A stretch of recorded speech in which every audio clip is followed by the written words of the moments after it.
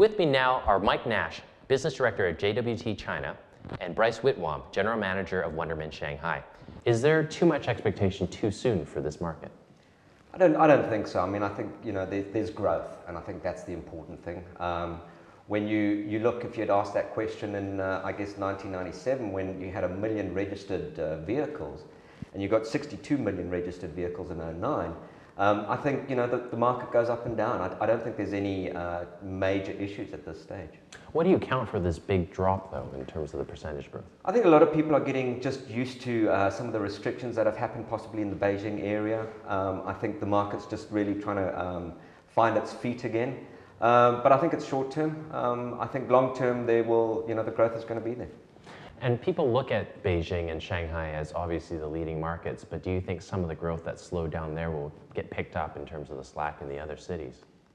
Very much so. I mean, I think certainly your tier 2, your tier 3 cities, I think that's where the growth is going to come from. So, I don't think that a lot of manufacturers have really maximized the potential growth out of those areas. So I think it's really positive. And at the same time, Bryce, the government, with pulling back the subsidies, they're hurting a lot of the domestic automakers, maybe perhaps more so than the luxury segment.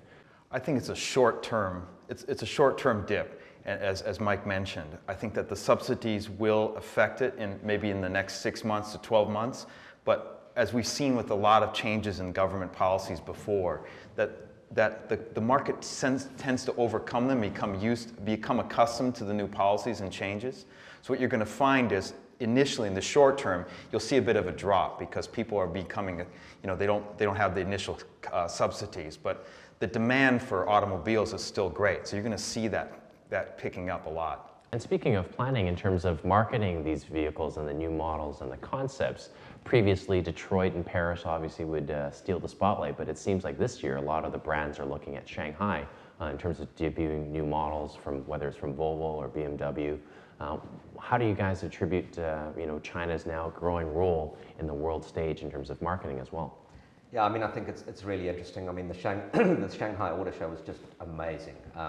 Interesting that it was 1 week before the New York Auto Show, but what I think we saw was just a myriad of new launches. The main thing again is China's an important country and it's an important market to the manufacturers, and I think they're putting their money where their mouths are and investing a lot. I think also too, this market it's a dynamic market. There's a lot going on, riding on the latest thing and the newest thing. People here have a very short attention span. So if you're going to launch a car successfully, you might as well do it here where you're going to get the most attention, because people will just really be interested in snapping up the latest thing. There's more early adopters in China than other markets in the world. They just really want all the latest things. So from a product launch strategy, it makes sense to put your money in this country. Right. So let's switch gears for a minute and talk about group buying. Right. Are we seeing a lot of group buying in China for vehicles? I mean, I think it's happening. I mean, I think the whole concept is quite interesting. But I think the group buying is being driven purely because it's such a cash market. It's unusual from a global perspective to have so many people buying in cash. Yes.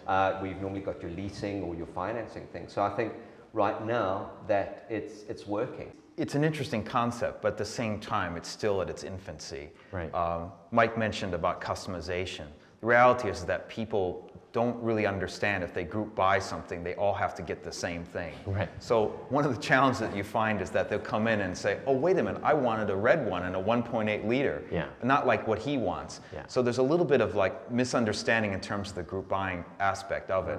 I also think too that whilst it's price driven, there are other factors that you need to take into account when you're buying a car. Yeah, sure, you might get a few percentage off on the price. Right. But what else are you getting when you go into a car brand? What's the quality of the service and on the features and all these other things that you get in when you buy a car? I mean, essentially, buying a car is like marrying into the brand and to the service and all those other things that go with it. And I think sometimes because of the need to get a good deal, people tend to jump in quickly and not really fully utilize their, the resources to be able to decide on the right car for the right purpose.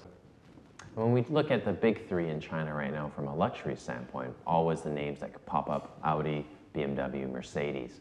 And do you think their idea to bring in Kobe Bryant for the Smart brand was something that they specifically targeted, knowing obviously China and the NBA and basketball in general are, you know, a huge pairing together?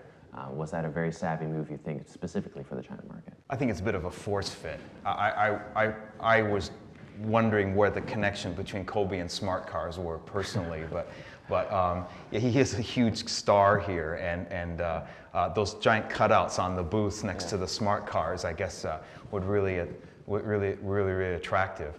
Interestingly enough, I mean, the use of celebrities in China in marketing in general has, you know, been long-standing. And do you see now, though, as they extend into higher value items, as you said, such as vehicles, is there a danger that if you see the same star sort of pitching potato chips as a Mercedes, that all of a sudden the credibility factor sort of gets stretched a bit? I think that's always a danger whenever you go into some sort of celebrity type sponsorship. You know, is there a force fit? Do you just put a face onto a brand? It's a huge danger. I think the smart marketers will stay away from that kind of issue. You know, maybe other people won't. It's also about how to utilize in the best possible way. I mean, yeah, you're like, would you put Jackie Chan or Jay Chou next to your car when he's like representing insurance and potato chips, as you mentioned? There's the definite danger in that. But there's also a lot of other things that you can utilize these people. I mean, in terms of how people are interacting with the brands online, or there's music qualities. There, you know, car marketing is not really about, you know, traditional advertising anymore, about print ads and billboards and things. It's really about entertainment and exhibitions and events and things like that. You can get a lot of credibility without actually having the actual actors or celebrities represent your brands. That's a very good point. And so in terms of the digital media arena, what types of new trends or new campaigns have you guys seen that really caught your eye from the auto world? The beauty about China is that people still believe that they're buying, it's still a very brand-focused thing, and when people buy the car, they really feel a strong affinity with that car. That's why you see online a lot of owners in every city will set up their own owners clubs. They'll get together on the weekends, you know, for barbecues and coffee and having dinners and soccer games. It's amazing how much there's a sense of community within the brands that you buy. So it's an enormous opportunity from the awareness all the way to the ownership experience. Mike, Bryce, thanks very much for joining us on Thoughtful China today, and we appreciate all your insights, and we look forward to seeing you again soon. That wraps it up for this week. Be sure to subscribe to us on Tudo and YouTube. You can also follow Thoughtful China on Weibo and Twitter. We'll see you again.